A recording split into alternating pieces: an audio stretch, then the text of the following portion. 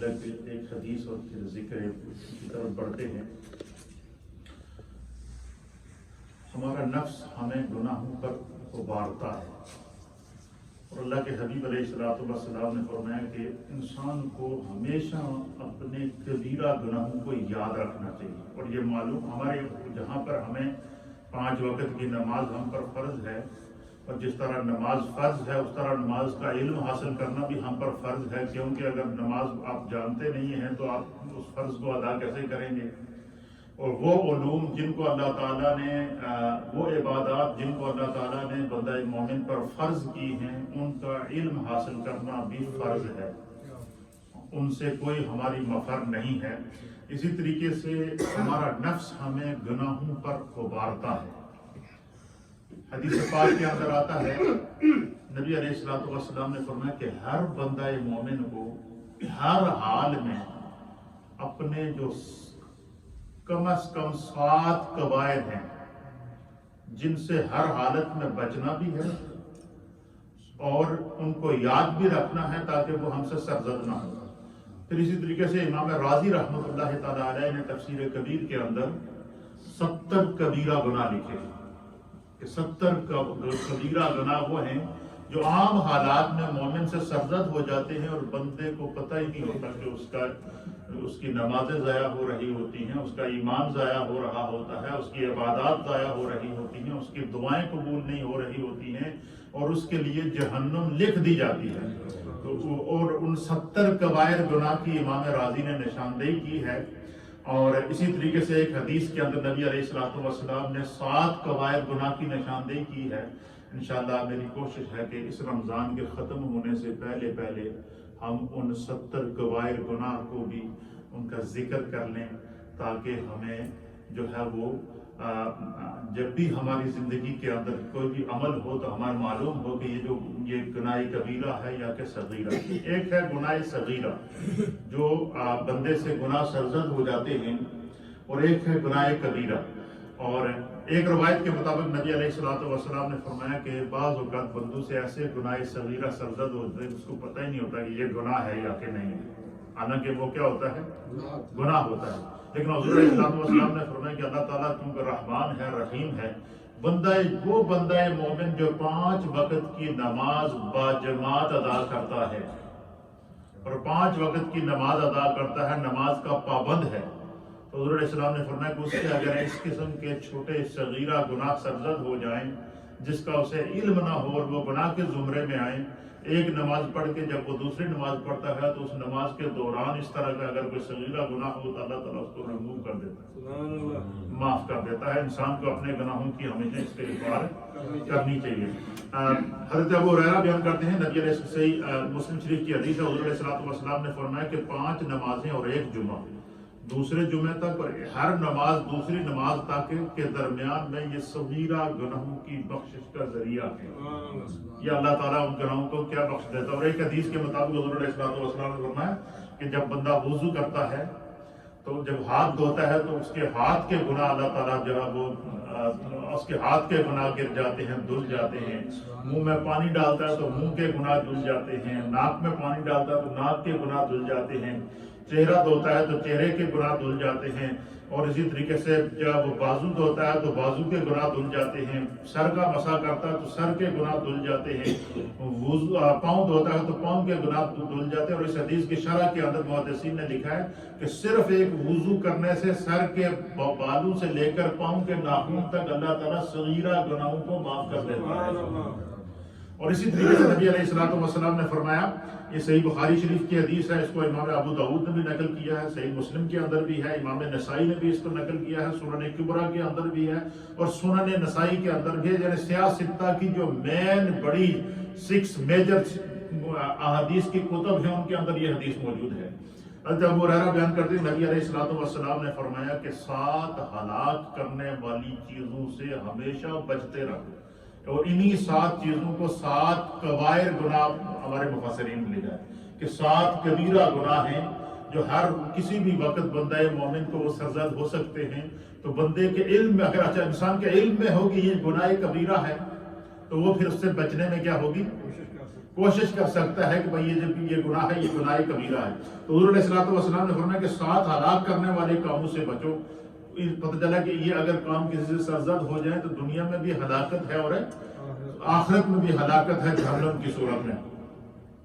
تو صحابہ اکرام نے عرض کیا کہ یا رسول اللہ، یا حبیب اللہ، ہمارے ماں باپ آپ پر قربان ہو جائیں، وہ 7 ہلاک کرنے والی چیزیں کون سی ہیں؟ آپ ان کو بیان کر دیں تاکہ ہمارے علم میں ہو تو ہم ہلاکت سے بچ سکیں، تباہی سے بچ سکیں، عذاب قبر سے بچ سکیں، عذاب آخرت سے بچ سکیں.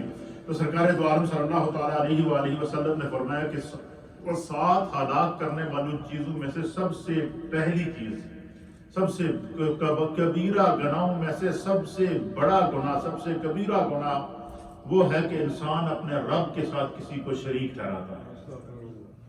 جیسے کہ مشرک ہیں، بتوں کی پوجا کرتے ہیں، اور مجوسی ہیں، وہ آگ کی پوجا کرتے ہیں اللہ کو چھوڑ کر. کچھ وہ ہیں کہ جو آسمانوں اور ستاروں کی پوجا کرتے ہیں، حالانکہ ہر چیز کا خالق اللہ ہے. تو فرمایا کہ خدا کے ساتھ جس نے کسی کو بھی شریک ٹھہرایا، یہ وہ جرم ہے کہ جس کی کسی بھی حال میں معافی نہیں ہے.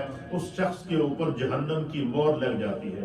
اس کے اپنے اور حتیٰ کہ یہاں تک قرآن کریم فرقان مجید سورہ بقرہ کے اندر آیا ہے کہ جب مشرکین کو، جو لوگ بتوں کی پوجا کرتے ہیں یا جو لوگ مشرک ہیں، خدا کے ساتھ کسی اور کو شریک ٹھہراتے ہیں، جب قیامت کے دن ان کو عذاب دیا جائے گا تو جس چیز کی وہ پوجا کرتے تھے اللہ تعالیٰ اسی کو جہنم کا ایندھن بنائے گا.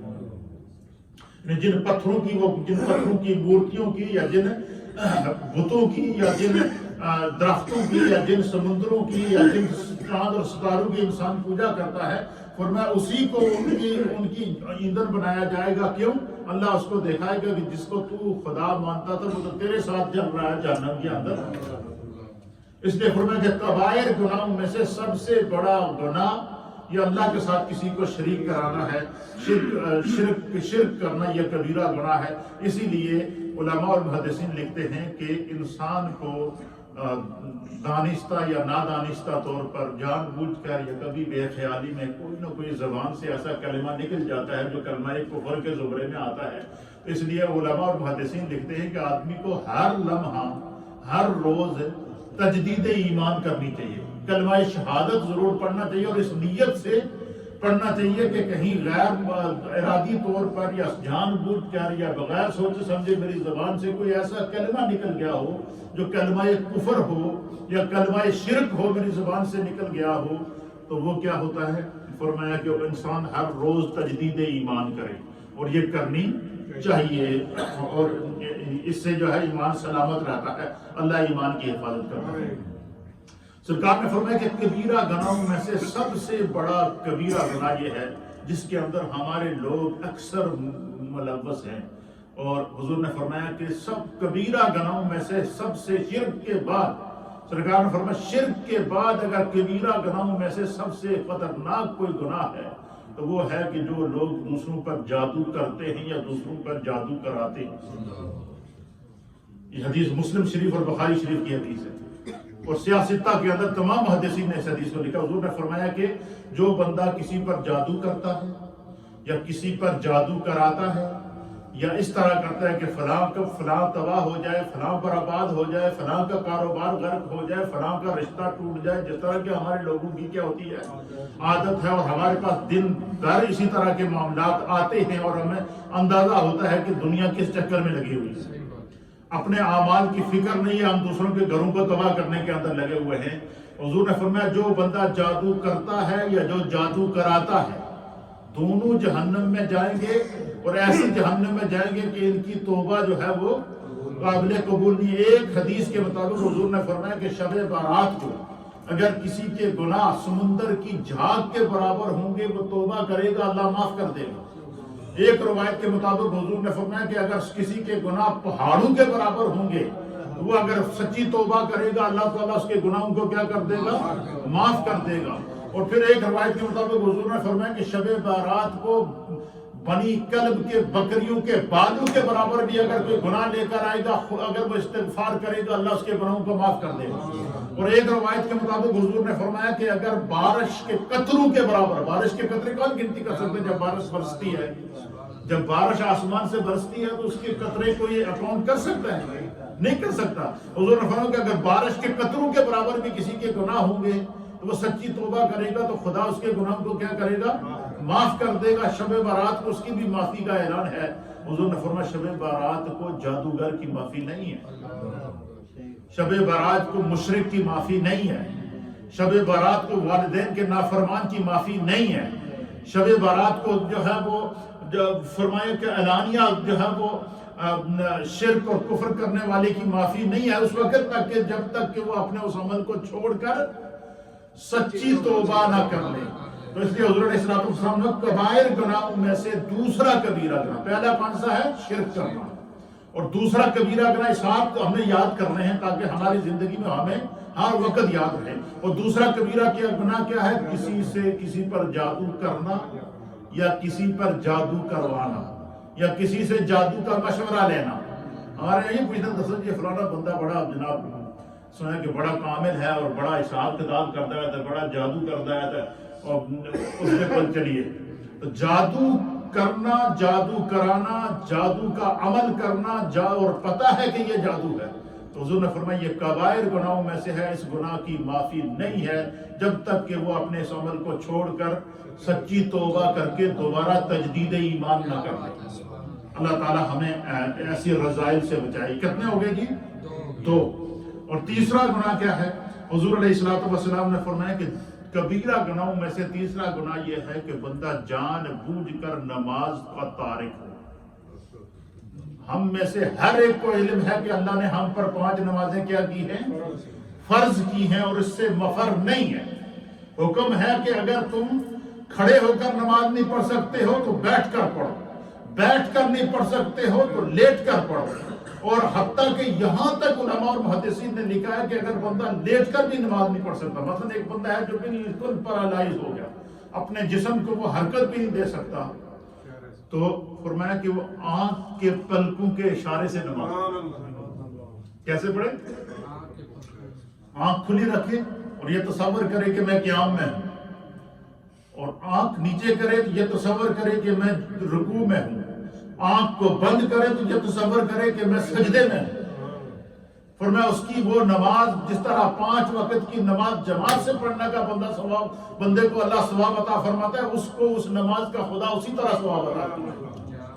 اور سرکار دو عالم صلی اللہ علیہ وسلم نے فرمایا کہ کبیرہ گناہوں میں سے تیسرا بڑا گناہ یہ ہے کہ بندہ جان بوجھ کر نماز کو ترک کرے اور نماز کو چھوڑ دے. جان بوجھ کر نماز کو چھوڑنا, نماز کو ترک کرنا, سستی کرنا یہ گناہ کبیرہ ہے, اور جان بوجھ کر نماز کا انکار کرنا یہ کفر ہے. نماز کا انکار کرنا کیا ہے؟ کفر ہے. حتیٰ کہ ایک روایت کے مطابق ایک دفعہ ایک شخص مسجد میں مسجد نبی شریف میں اندر دور دراز سے محفاظت ہے مسافر علماء مسافر آتے تھے اور سرکار کی بارگاہ میں آتے تھے, جب رات پڑ جائے تو وہیں سو جاتے تھے. تو ایک مسافر آئے دور سے, تو وہ نبی صلی اللہ علیہ وسلم کی بارگاہ میں حاضر ہوئے, تو وہ رات پڑ گئی. تو حضور علیہ السلام نے فرمایا کہ ان کو جگہ دو.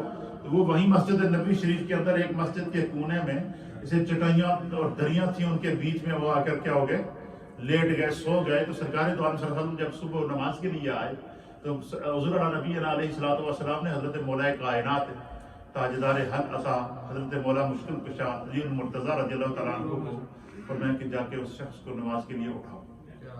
کیا کرو؟ اٹھاؤ. حضرت علی نے عرض کیا کہ رسول اللہ لبیک, میں اٹھاتا ہوں. حضرت علی گئے, ان کو اٹھایا. اٹھانے کے بعد پھر جب واپس تشریف لائے, انہوں نے اٹھی, وضو کیا, نماز پڑھ لی. تو بعد میں حضرت علی نے نبی علیہ السلام کی بارگاہ میں سوال کیا کہ یا رسول اللہ آپ تو خود نیکی پر حریص ہیں, نیکی کا حکم دینے والے ہیں, آپ نے مجھے فرمایا کہ تم جا کر اس کو اٹھاؤ, آپ نے خود اس کو کیوں نہیں اٹھایا؟ تو حضور علیہ السلام نے فرمایا کہ میں نے اس کو خود اس لیے نہیں اٹھایا, یہ نیند کی حالت میں تھا. میں اگر اس کو اٹھاتا تو میں اگر اس کو کہتا کہ تو نماز کے لیے اٹھ, تو کیا جیسے نا ہمارے نیند میں جب بچوں کو ہم اٹھاتے ہیں صبح سے اسکول جانے کے لیے, خاص طور پر یہ منظر دیکھنے کو ملتا ہے, تو بچے کو جب اٹھاؤ تو وہ کہتا نہیں اٹھتا ہوں میں, کہتا ہے یا نہیں کہتا. اور اسی طرح بڑا آدمی بھی نیند کے اندر ہو تو اس کو جب تک 3-4 دفعہ نہ اٹھائیں, تو عام آدمی سے تو اٹھتا ہی نہیں, جس کی بیگم تھوڑی سخت ہو تو پھر بھی اٹھ جاتا ہے. تو جو ہے نیند کے اندر بندہ ہو تو وہ بڑی مشکل سے اٹھتا ہے، بہت مشکل سے اٹھتا ہے، یا جس کے آفس کا کوئی باس بڑا سخت ہو، وہ ایک دو دفعہ لیٹ ہو گیا، دوسری دفعہ اس کو وارننگ دے گا کہ نہیں آیا تو تیری خیر نہیں، تیری جاب گئی.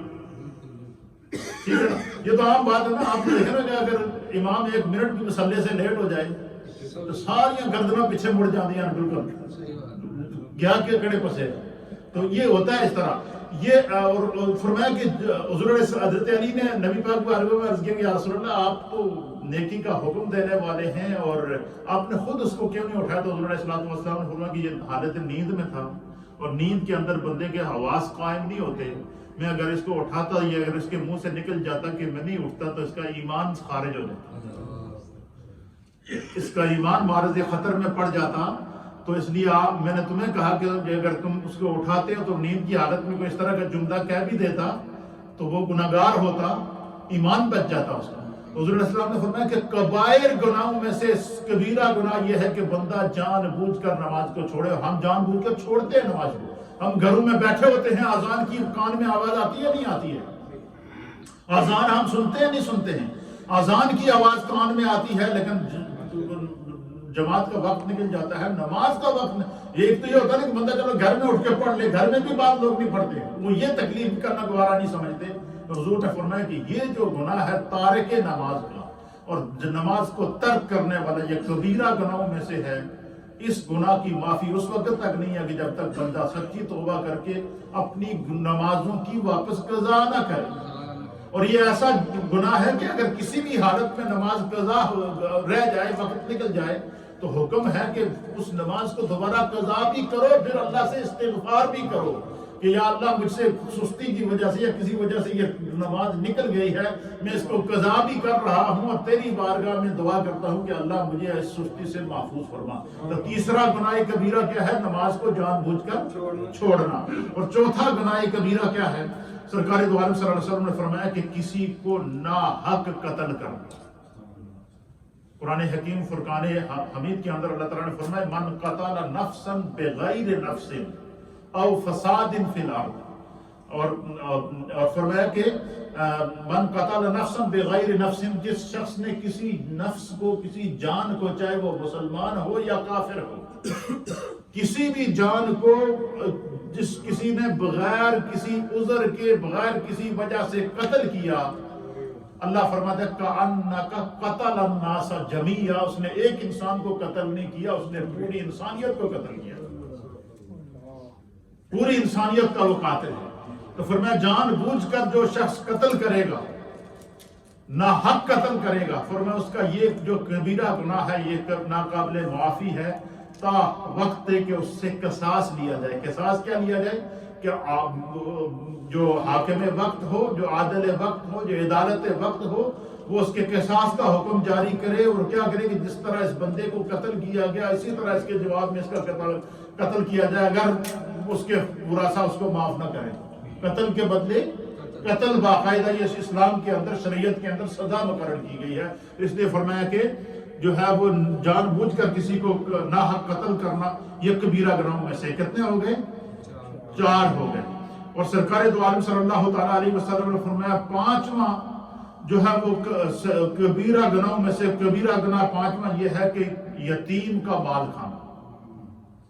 جو بندہ یتیم ہو جائے اور چھوٹی عمر میں اس کے والدین چلے جائیں اور پتہ ہے کہ یہ یتیم ہے، تو ہمارے ہاں یہ ہوتا ہے کہ جو لوگ زیادہ تر خاندان میں ہوتے ہیں، بچے تائے ہوتے ہیں، اگر کسی کی جائیداد بہت بڑی رہ گئی ہے تو وہ کوئی بندہ فوت ہو جائے تو وہ کوشش کرتے ہیں کہ بھائی اس جائیداد پہ قبضہ ہی رہے، اور اس طرح کر کے وہ یتیموں کا حق کھاتے ہیں. قرآن کے اندر بھی اللہ تعالیٰ نے فرمایا کہ وَأَمَّا الْيَتِيمَ فَلَا تَنْهَرْ، کہ یتیم کو اور اس کو نہ ڈانٹو، اس کو نہ جھڑکو، اور اس سے منع کیا. اور یتیم کا مال کھانے سے فرمایا کہ یہ جو بندہ یتیم کا مال کھاتا ہے بظاہر تو ہو سکتا ہے وہ دوسروں کے سامنے پردہ ڈال رہا ہو، لیکن فرمایا خدا سے کسی چیز کا پردہ نہیں، اللہ تعالیٰ سے کوئی چیز غائب نہیں ہے. فرمایا کہ اس کو قیامت کے دن اس کا حساب دینا ہوگا، اس کا یہ عمل اس کو جہنم کے اندر لے کر جائے گا. اور فرمایا سود کھانا یہ کتنے ہو گئے؟ 5. اور یہ کون سا ہو گیا؟ 6واں گناہ ہو گیا کہ سود کھانا اور سودی کاروبار کرنا، اس سے جو منع کیا گیا، فرمایا یہ کبیرہ گناہوں میں سے ہے، جو بندہ اس کو نہیں چھوڑے گا اس کو اس کا حساب دینا پڑے گا۔ اور 7واں گناہ کبیرہ کیا ہے؟ اللہ کے حبیب علیہ السلام نے فرمایا کہ میدان جہاد ہے، جنگ لگی ہوئی اور دشمن سامنے موجود ہے، کفر اور اسلام کی جنگ ہے، اور بندہ جہاد سے پیٹھ موڑ لے اس وجہ سے کہ میں بچ جاؤں، تو فرمایا کہ وہ اس نے جہاد سے پیٹھ نہیں موڑی، اس نے تو جنت سے پیٹھ موڑی ہے، وہ اپنے آپ کو جہنم میں ڈالے گا۔ اور سرکار نے فرمایا کہ کبیرہ گناہوں میں سے ایک کبیرہ گناہ یہ بھی ہے کہ پاک دامن مومن مردوں اور پاک دامن مومن عورتوں کے اوپر تہمت لگانا۔ اب کوئی کسی پہ الزام لگا دے تو اس کا کیا علاج ہے مجھے بتائیں؟ کسی پر کوئی بدکاری کا الزام لگا دے، کسی پر کوئی زنا کا الزام لگا دے تو اس کا کیا الزام؟ وہ دوسروں کے سامنے تو اس نے تو اپنا کام کر دیا۔ اس لیے قرآن حکیم فرقان مجید میں سورہ نور کے اندر اللہ تعالیٰ نے جب سیدہ عائشہ صدیقہ رضی اللہ تعالیٰ عنہا پر منافقین کی طرف سے تہمت لگائی تو اللہ تعالیٰ نے ان کی برات کے اندر جب 10 آیات نازل فرمائی تو اس میں قانون نافذ کر دیا کہ جو بندہ کسی پر پاک دامن عورت پر تہمت لگائے گا، اور یہی حکم پاک دامن مرد کے اوپر بھی ہے کہ اس کے اوپر تہمت لگائے گا، تو فرمایا کہ تہمت لگانے والے پر ہے کہ وہ اس کے لیے 4 گواہ لے کر آئے۔ کیا لے کر آئے؟ 4 گواہ لے کر آئے۔ اگر وہ اس کو ثابت نہیں کر سکتا، 4 گواہ نہیں لا سکتا، تو فرمایا تہمت لگانے والے پر حد قذف جاری کی جائے گی، اس پر سزا جاری کی جائے گی۔ اس لیے فرمایا کہ کسی کے اوپر تہمت نہیں لگانی چاہیے۔ ہمارے ہاں یہ بھی اکثر عادت ہے کہ خواتین کے اندر یہ اکثر عادت ہے کہ جب وہ ایک دوسرے سے نہیں بنتی ہے تو پھر وہ کیا کرتی ہیں؟ ایک دوسرے کے اوپر تہمت لگا دیتی ہیں۔ اسی طریقے سے مردوں کے اندر بھی بعض لوگ ایسے ہیں کہ بھائی اس کو بدنام کرنا ہے، اس کو ہم نے، بعض لوگ ہوتے ہیں ہم نے اس کو کہیں کا نہیں چھوڑنا ہے، کہیں کا نہیں چھوڑنا ہے، تو سب سے پہلا فائر اس پہ کیا کریں گے؟ یہ جی تو فلاں جگہ ایسی نظر آیا سی، فلاں عورت دے نام نظر آیا سی۔ تو اس لیے فرمایا کہ کسی کے اوپر تہمت نہ لگاؤ۔ بظاہر تو ہو سکتا ہے کہ تم اس کو جو ہے وہ تہمت کے ذریعے بدنام کر سکو، لیکن وہ تو سزا سے بچ جائے گا، تو تہمت لگانے والا کبھی نہیں بچے گا۔ یہ 7 کبیرہ گناہ ہیں جن سے بچنے کی۔ اسی طریقے سے امام راضی رحمۃ اللہ علیہ نے 70 کبیرہ گناہ کی نشاندہی کی ہے، جو آگے آنے والے ہمارے دروس ہوں گے، ہفتہ جو ہمارا درس ہوتا ہے اس میں پورے 70 کبیرہ گناہ آپ کو یاد کرواؤں گا۔ کیوں؟ کہ اس سے ہماری زندگی سنور سکتی ہے، اس سے ہم کیا کر سکتے ہیں؟ اپنے اعمال کی حفاظت کر سکتے ہیں۔ اللہ تعالی ہم سب کو دین سمجھنے کی توفیق عطا فرمائے۔ لا الہ الا اللہ الا اللہ الا اللہ، لا الہ الا اللہ الا اللہ الا اللہ، لا الہ الا اللہ الا اللہ الا اللہ، لا الہ الا اللہ الا اللہ الا اللہ، لا الہ الا اللہ الا اللہ الا اللہ، لا الہ الا اللہ محمد رسول اللہ صلی اللہ تعالی علیہ وآلہ وسلم۔ اللہ اللہ اللہ اللہ اللہ اللہ اللہ اللہ اللہ اللہ اللہ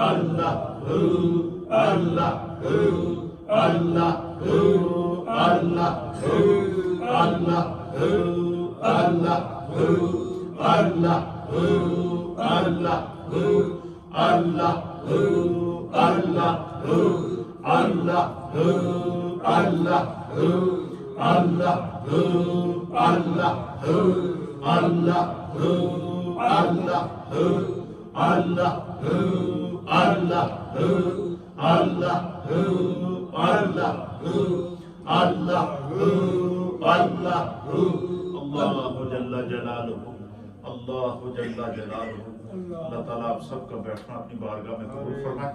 ایک دفعہ سورہ فاتحہ شریف اور 3 دفعہ سورہ اخلاص شریف.